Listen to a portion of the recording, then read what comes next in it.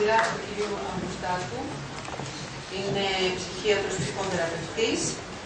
Είναι δυνατή η ευτοπία σήμερα, εξερεύνηση της δυνατότητας και της στρατηγικής που θα οδηγήσει στην υλοποίησή της. Καλησπέρα σας. Ελπίζω λοιπόν αυτό που κάνουμε τώρα να πυροδοτήσει, και είναι και μια πρόταση που την απευθύνω προς όλους, τη δημιουργία ενός διεπιστημονικού και πνευματικού φορέα που θα συνεισφέρει στην εξέβρεση λύσεων για ένα καλύτερο και δικαιότερο κόσμο. Δηλαδή, να μην γίνουμε στα λόγια.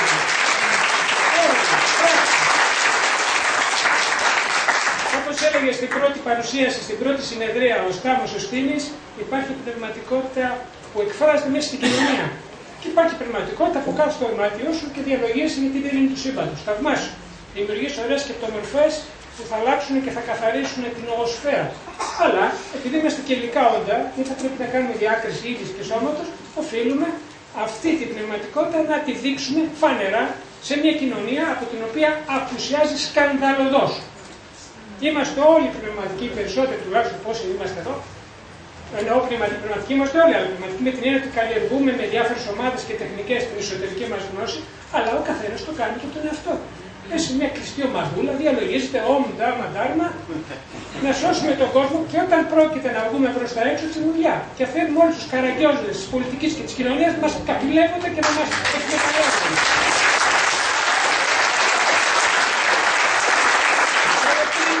Πρέπει να έχουμε τη δική μας φωνή. Εγώ δεν λέω υποχρεωτικά ένα κόμμα, που εμένα δεν με σκανδαλίζει καθόλου η έννοια. Θα μπορούσαμε να το δούμε αυτό. Αλλά μια παρουσία, παιδιά, μια παρουσία. Όλοι που είμαστε αρκετοί αλλά διασπαρμένοι να ενωθούμε. Ραδιόφωνο. Ραδιόφωνο, τηλεόραση, περιοδικά, αλλά συνεργασία. Και όχι μόνο πνευματικούς μονολόγους. Ακριβώς. Για μένα λοιπόν η ευτοπία είναι το τελευταίο οχυρό απέναντι στη δικτακτορία της πραγματικότητας.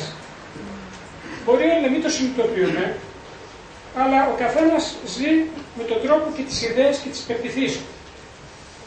Είναι ανώφελο να ψάχνουμε στους άλλους πάντα την αιτία της δυστυχίας μας και της παγκόσμιας αθλιότητας. Τι έλεγε ο Κρισναμούρτη? Ο κόσμος είμαστε εμείς. Αυτό σημαίνει υπευθυνότητα. Ο καθένας θα πάρει τη δική του ευθύνη. Ο τρόπος που βλέπουμε τον κόσμο είναι σαν ένα χάρτης, με τον οποίο ανιχνεύουμε το έδαφος της ζωής και σχεδιάζουμε το μέλλον. Αν ο χάρτης είναι αληθινός και ακριβής, αυτό που έλεγε ο κ. Δανέζης, αν έχουμε την αλήθεια που η επιστήμη μας δίνει, που δεν είναι μια θεωρία, πλέον αποδεικνύεται απράντακτα. Αν έχουμε λοιπόν τις σωστές πληροφορίες, τότε ξέρουμε που βρισκόμαστε και αν έχουμε αποφασίσει που θέλουμε να πάμε, να λοιπόν η απόφαση, θα τη δούμε στη συνέχεια, ποιος θα έχει την απόφαση για την κατεύθυνση και το πώς θα χρησιμοποιήσουμε αυτή την αλήθεια που η έρευνα μας δίνει, τότε θα μπορέσουμε να φτάσουμε εκεί που θέλουμε και δεν θα χαθούμε. Αν όμως ο χάρτης είναι λαθεμένος, γεμάτος μύθους και παραμύθια, ατελής, τότε είμαστε χαμένοι. Ατυχώς οι χάρτες μας είναι απερχιωμένοι, ας το παραδεχτούμε. Με πολλά λάθη και ουσιαστικά παραπλανητικοί. Ελάχιστοι μπαίνουν στον κόπο να αναθεωρήσουν συνειδητά το χάρτη τους και να το διορθώσουν. Μεγάλη μερίδα των ανθρώπων ταξιδεύει τελείως ατυφλά. Είναι αυτόματο πιλότο των επίκτων προγραμμάτων και των αγελαίων ενστίκτων. Ακούστηκε στην πρώτη συνεδρία και με βρίσκει τελείως αντίθετο ότι η βία είναι συνυφασμένη με την ανθρώπινη φύση. Τελεία. Και υπόθηκαν πολλά ωραία πράγματα. Μέχρι τον Ηράκλειο το κατεβάσαμε, πατήρ πάντων ο πόλεμος, μέχρι την ισορροπία του γίνει και αν ανακατέψαμε. Συγγνώμη, η βία ναι, είναι μέρος της φύσης του αγελαίου Θεού. Όσο εμείς παραμένουμε θηρία, είμαστε βίοι. Όσο εμείς εξελιζόμαστε και καθαριζόμαστε, η βία σιγά σιγά αποκόπτει από πάνω μας. Δεν είναι μες στη φύση του καθαρού εσωτερικού ανθρώπου. Το είπε μια κυρία από τον Βρώμα που μ' άρεσε, αλλά ήταν μια μειοψηφία. Χάθηκε η φωνούλα του, ήταν έτσι και εκλεπτισμένη και μπόρεσε να πατήσει πόλεμο. Με βρίσκει τελείως αντίθετο. Ο πόλεμος δεν έχει κανένα νόημα να υπάρχει. Σήμερα είναι η μέρα της ειρήνης. Τέρμα οι πόλεμοι, τέρμα.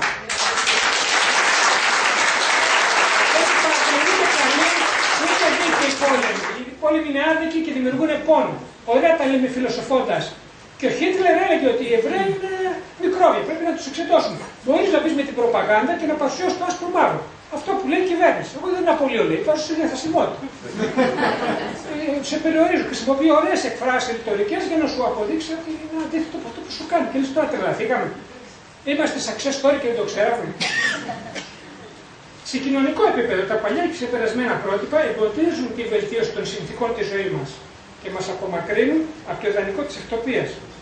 Τα οργανωμένα συμφέροντα, ως γνωστό, αγνοούν τις νέες αναφεροτικές ευκαιρίες όταν δεν τις καταγγέλνουν ως λαθεμένες, επικίνδυνες ή αιρετικές. Βλέπετε τι πήγα να κάνω στο Γαλιλαίο. Αυτό ήταν έξυπνος και λέει γιατί να θυσιαστώ. Ναι, δεν γυρίζει. Ό,τι πείτε εσείς.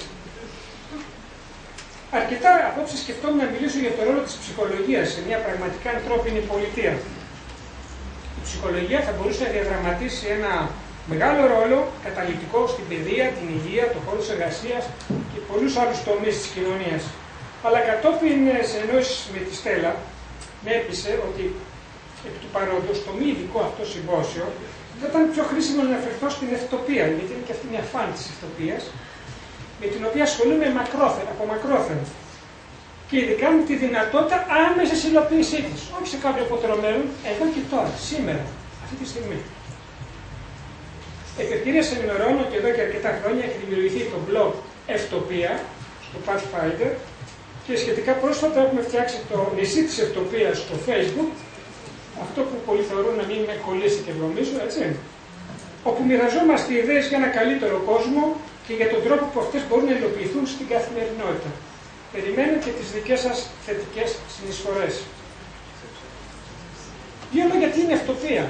Σε αντίθεση με την ουτοπία, που είναι συνώνυμη με το εξωπραγματικό και το απραγματοποιητό, η ευτοπία τι σημαίνει? Ο καλύτερος, εφικτός κόσμος εδώ και τώρα. Με λίγα λόγια, ο καλύτερος κόσμος στον οποίο θα μπορούσαμε να ζήσουμε άμεσα, αν υπήρχε η βούληση να κινηθούμε προς αυτήν την κατεύθυνση.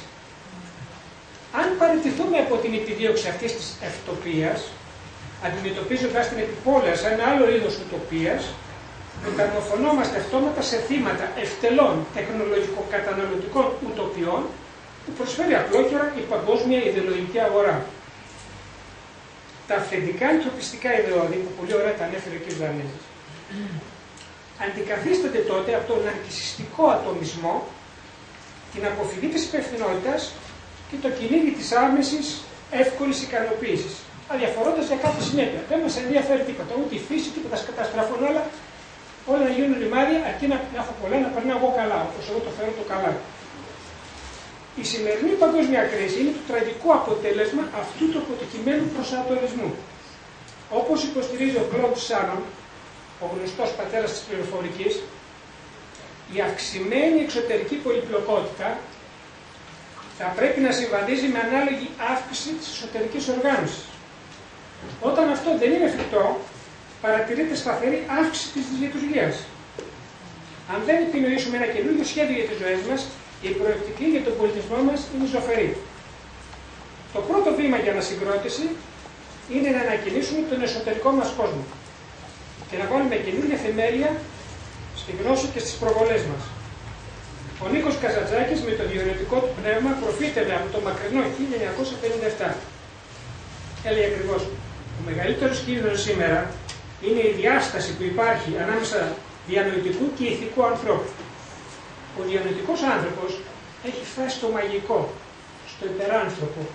Του έχει δοθεί τέτοια δύναμη, ενώ ηθικά είναι ανάπηρος.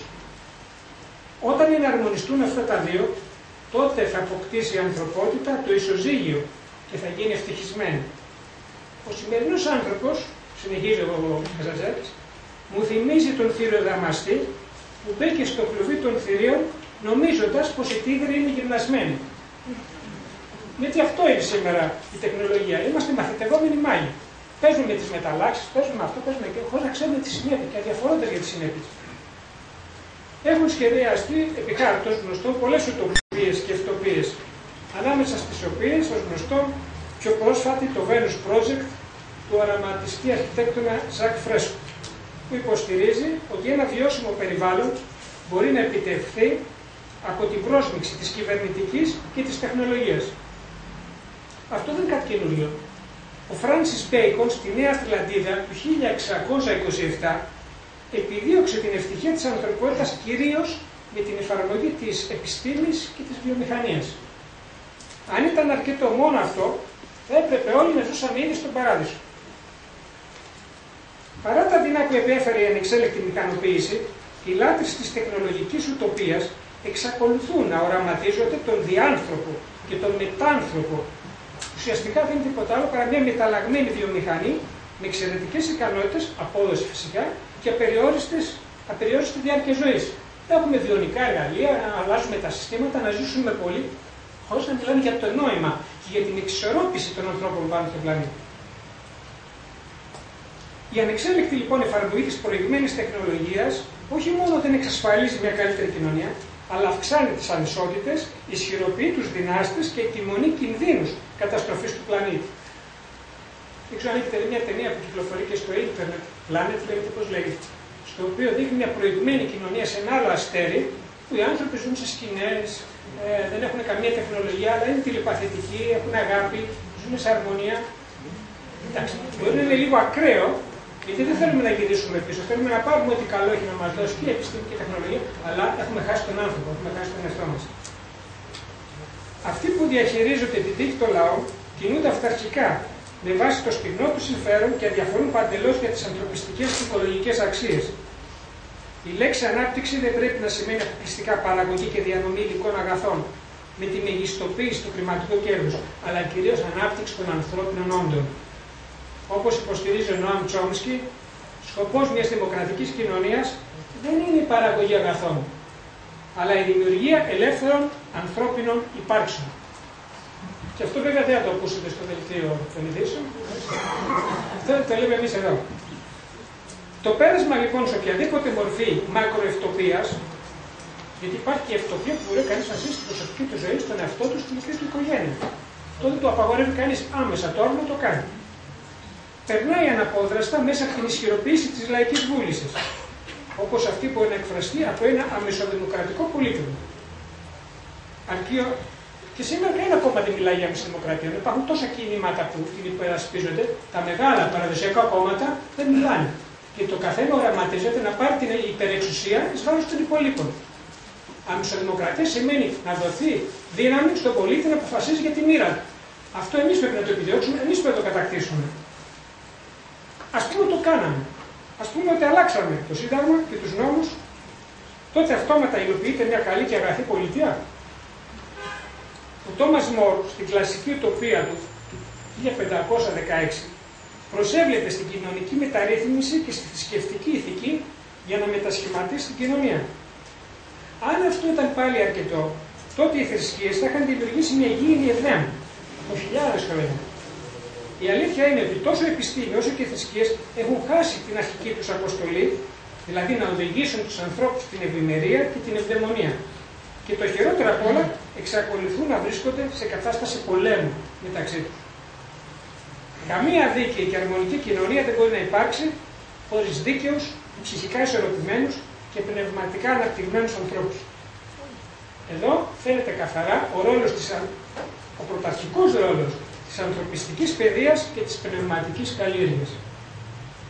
Η βαθιά κατανόηση του ανθρώπινου ψυχισμού, όπως προέρχεται από την αιώνια σοφία του Πυθαγόρα, του Πλάτωνα, του Πλωτίνου, αλλά και των σοφών της Ανατολής, για να μην ευλογούμε μόνο τα γένια μας, και άλλοι είπανε πολλά και σοφά πράγματα, καθώς και η ανθρωπιστική ψυχολογία στη σύγχρονη εποχή μπορεί να αποτελέσει το θεμέλιο και το γνώμονα για την ίδρυση της ευτοπικής κοινωνίας. Τότε μπορεί να τύλει πραγματικά μια φωτεινή περίοδος η νέα γη, όπως λέει ο Έκαρτ Τόλε. Ο Μάσλοου διακρίνει τις καθαρά ανθρώπινες ανάγκες, γιατί λέει ποιες είναι οι ανθρώπινες ανάγκες, να φάμε, να πιούμε, να διαιωνίσουμε το είδος μας. Όχι, δεν είναι αυτά. Θα τα κάνει και ένα ζώο. Οι πραγματικές ανθρώπινες ανάγκες είναι ανάγκες ενότητας, δημιουργίας, νοήματος, προσανατολισμού, αυτοπραγμάτωσης και υπέρβαση. Φανταστείτε σε τι μεσαίο να βρισκόμαστε σήμερα, που το μόνο που μας απασχολεί έντονα είναι η επιβίωσή μας και μας έχουν κάνει να μας απασχολεί. Γιατί αν μας ταΐσουνε, άμα δεν πεινάμε, τότε θα αρχίσουμε να ζητάμε αυτά που είναι πραγματικά ανθρώπινα δικαιώματά μας. Γι' αυτό μας κατεβάζουν τον πέχη και να είμαστε ικανοποιημένοι με ένα κομμάτι ψωμί που θα μας ρίξουν. Όμως, εμείς μπορούμε να επιτύχουμε την πνευματική μας οριμότητα γιατί δεν περνάμε σε αυτό το χρήμα. Και άνεργοι να είμαστε και απολυμμένοι να είμαστε, δεν έχει καμία δικαιολογία να μην καλλιεργήσουμε το εσωτερικό μας πλούτο και το εσωτερικό μας κεφάλαιο. Αυτό το ξεχνάμε, είναι μια τεράστια δύναμη. Πριν μιλήσαμε για τον νόμο Universalis. Εγώ το ονομάζω όλο το νόμο Integrus, σε αντιδιαστολή με τον νόμο Technologicus. Αυτή η ολοκλήρωση πρέπει να μεταφερθεί από το ατομικό στο συλλογικό επίπεδο και να οδηγήσει σε μια ειρηνική συμβίωση των λαών. Εκείνο το εξελικτικό άλμα που ξεπερνώντας τα στενά όρια της ξεχωριστής του υπόστασης ανυψώνει στη λειτουργική σύνδεση με το όλο που η επιστήμη το έχει ανακαλύψει. Νιώθει ότι είμαστε ένα, ότι όλα είναι συνδεδεμένα μεταξύ τους, αλλά στην πρακτική κάνουμε σαν να μην το γνωρίζουμε, σαν να μην μας αφορά. Μια προειδοποίηση των πρεσβύτερων Χόπι, μια από τις αρχαιότερες Ινδιάνικες φυλές της Βόρειας Αμερικής, είναι πολύ ξεκάθαρη. Λέει, μόνο εάν αποχαιρετήσουμε το κοινωνικό σύστημα της βίας, όπου η θέληση του ενός επιβάλλεται εξαναγκασμό στον άλλο και ξαναενωθούμε πνευματικά με τους συγγενείς και τους αδελφούς μας και τις αδελφές μας, με όλα τα πλάσματα της φύσης, εάν επιτρέψουμε στο αιώνιο πνεύμα να διαχειριστεί και τη γη, μόνο τότε μπορεί να επικρατήσει αληθινή ειρήνη. Αυτά τα έλεγε ο Άγριος, ο Ερυθόδερμος, που πήγαν οι Αμερικάνοι να καταλάβουν και να ανακαλύψουν την Αμερική. Ασφαλώς, ως ανθρωπότητα απέχουμε πολύ από μια παρόμοια ειρήνευση, όμως χρειάζεται να κινηθούμε προς αυτήν την κατεύθυνση πριν είναι πολύ αργά. Σε μια Ελλάδα πρώην νεόπλουτη και νυν νεόπτωχη, αυτές οι ιδέες μπορεί να φαντάζουν απατηλά οράματα. Εν τούτης, είναι οι μόνες που μπορεί να δώσουν νόημα στην ανθρώπινη ύπαρξη και επιπλέον δεν περνάνε μέσα από κερδοσκοπικούς μηχανισμούς. Αυτό που γίνεται είναι ιδιαίτερες. Η Στέλλα δεν δαπάνει σε €1. Όλα γίνονται με προσφορά. Φίλο γνωστό, μαζευτήκαμε, βρήκαμε μια θέση, το κάναμε. Εγώ διδάσκω στο Λαϊκό Πανεπιστήμιο της Αγίας Παρασκευής. Όλοι οι καθηγητές δεν παίρνουν δραχμή. Καμία. Και έχουμε, όσο είναι το κοινό εδώ, έχουμε σταθερά μαθήματα εδώ και 10 χρόνια που λειτουργεί. Και κάνουμε μια πολιτισμική επανάσταση. Αυτό θα πρέπει να γίνεται σε κάθε μέρος, σε κάθε χωριό, σε κάθε συνοικία. Να ανοίξει το μυαλό μας. Να δώσουμε τις πληροφόρησεις. Να έρθουμε κοντά, να μιλήσουμε. Αυτή είναι η πραγματική αντίσταση. Αλλά οι περισσότεροι θέλουν να μας φοβήσουν, να μας κλείσουν στα διαμέσματά μας και να βομβαρδίζουν με τηλεόραση. Οι ιδεολογίες όχι μόνο αποδείχθηκαν άκαρπες, αλλά αποτελούν μέσω του δογματικού ανταγωνισμού τροχοπέδι στη δημιουργία μιας ενιαίας εναλλακτικής πρότασης. Αποδέκτες αυτής της πρότασης, της πτώχευσης και του εκφυλισμού των ιδανικών είναι ειδικά οι νέοι, που οδηγήθηκαν στην περιθωριοποίηση, τη δυσπιστία, τον ατομικισμό και τελικά στη μετανάστευση. Λένε τα δελτία ειδήσεων, τα Υπουργεία Προστασίας και των αστυνομικών κλπ. Γιατί δεν είναι του πολίτου βέβαια. Ότι η βία, πώς θα καταστήλουμε τη βία, περισσότερα μέτρα, περισσότερες απαγορεύσεις, περισσότερη φυλακή, τιμωρίες. Μα η γενεσιουργός αιτία είναι όλο αυτό το χάος που επικρατεί στην κοινωνία μας, η αδικία που επικρατεί, η βία του συστήματος απέναντι στους πολίτες. Όσο υπάρχει αυτή η φωτιά, ο καπνός θα συνεχίσει να υπάρχει. Για να φτάσω και σε ένα συμπέρασμα, για να μην σας κουράζω άλλο, γιατί θέλω, αν υπήρχε λίγο χρόνο, να συζητήσουμε βέβαια και με εσάς. Θα περικόψω λίγο αυτά που θέλω να πω. Αν θέλετε, θα τα διαβάσετε σε ανάρτηση. Αφού λοιπόν η λύση δεν μπορεί πασιφανώς να δοθεί εκ των άνω, η μόνη πραγματική λύση αλλαγής, από πού προέρχεται? Δεν έχουμε και πολλά στις διαστάσεις του πόνου. Μπροστά, πίσω, πάνω, κάτω. Από τη βάση. Αλλά ποια είναι αυτή η βάση? Η βάση των ενεργών και αφυπνισμένων, όπως τους ονομάζω, δηλαδή συνειδητοποιημένων, όχι αφυπνισμένων βούδες, αφυπνισμένων πολιτών. Έχουμε και μια ομάδα στο Facebook που λέγεται Κίνηση Αφυπνισμένων για Συμμετοχική Δημοκρατία, και εκεί μπορείτε να δείτε, που θα συνεργαστούν για να υλοποιήσουν αυτή την ευτοπία. Η κρίση που μαστεί στη χώρα μας δεν είναι μόνο οικονομική, είναι και υπαρξιακή, κρίση αρχών, κρίση νοήματος. Κίνδυνος ενένει τους ανθρώπους και τους ενεργοποιεί. Και πολλοί άνθρωποι ήδη έχουν ξεκινήσει, δηλαδή δημιουργούν δίκτυα, αυξάνεται το κύμα της συμπαράστασης ελληνικής, βοήθειες στους φτωχότερους. Δηλαδή είναι συγκινητικό και πολλά πράγματα που δεν τα μαθαίνουν στα δελτία ειδήσεων είναι ήδη εν εξελίξη. Ο άνθρωπος ξυπνάει, δεν είναι η μαυρίλα που μας δείχνουν. Υπάρχει πολύ φως το οποίο δεν τους συμφέρει να το δείξουν ή θα καλά στην εικόνα που θέλουν να δημιουργήσουν, τις κατατρομοκράτες του πολίτη. Το ζητούμενο είναι αυτό το κύμα που, σαν αυτό που στέλνουμε απόψε, να αυξηθεί και να μεταδοθεί σε όλη την Ελλάδα, σε κάθε μέρος. Πρέπει να βρούμε τα μέσα που θα το κάνουμε. Οι νέοι συμμαχίες λοιπόν περιλαμβάνουν πάρα πολλούς ανθρώπους που έχουν άλλη αντίληψη. Και τελικά κάτι περιμένει η Ελλάδα από εμάς. Άμα ρωτήσετε τον πολίτη έξω και του πείτε ποιος είναι ο καταλληλότερος για πρωθυπουργός, το 80% θα σου απαντήσει ο κανείς. Άσχετα αν μετά για κάποιο λόγο από φόβο του σπρώχνουν, του λένε θα πεθάνει, θα σου πάρουμε και την τελευταία κατσίκα, πάνε και ρίχνουν του ψεύδου. Άρα κανένας από τους παλιούς πολιτικούς, από την παλιά πολιτική σκέψη, από τον παλιότερο, από τον εγωιστικό διακυβέρνηση, μπορεί να μας οδηγήσει στο νέο. Το νέο πρέπει να το εφεύρουμε και να το δημιουργήσουμε εμείς, χωρίς να έχουμε κανένα όφελος προσωπικό και ιδιωτελές. Και πώς θα γίνει αυτό, πρακτικά, γιατί έχω σκεφτεί και το σχέδιο. Θα θέλω να σε κάνω μόνο καταγγελίες. Πρακτικότατα, για να φύγετε από εδώ και να έχετε μια σκέψη, τι μπορούμε να κάνουμε. Λοιπόν, μπορούμε να δράσουμε σε 3 επίπεδα. 3. Ταυτόχρονα. Πρώτο επίπεδο. Στο επίπεδο της προσωπικής αλλαγής. Ο καθένας θα πρέπει να αγωνιστεί να εναρμονίσει τη ζωή του και το παράδειγμά του με τον νέο άνθρωπο οραματίζεται. Αυτό που πολύ ωραία λέει ο Γκάτης, γίνει η αλλαγή που θέλεις να δεις στον κόσμο. Δεν περιμένουν να ξεκινήσουν οι άλλοι. Να γίνουμε η αλλαγή που πρέπει να γίνει στον κόσμο. Αυτό είναι το πρώτο επίπεδο. Στο μεσαίο επίπεδο. Μικρές ομάδες εκτοπιστών ήδη δημιουργούν εναλλακτικές κοινότητες που ζουν σε αρμονία με τη φύση, δίνοντας ελάχιστη σημασία στο χρήμα και την κατανάλωση, ενώ αφιερώνουν περισσότερο χρόνο στην εσωτερική τους ανάπτυξη. Ήδη μπορεί να έχει μια παρέα, γιατί να κοιτάτε μόνο ποδόσφαιρο ή τον Σουλεϊμάνο, τον μεγαλοπρεπή, να ανοίξετε ένα ωραίο βιαράκι να μιλήσετε. Εγώ συντονίζω ομάδες αυτογνωσίας στην Ελλάδα, αλλά μέσω διαδικτύου και σε άλλες επαρχικές πόλεις. Στην Κέρκυρα, στη Θεσσαλονίκη και αλλού.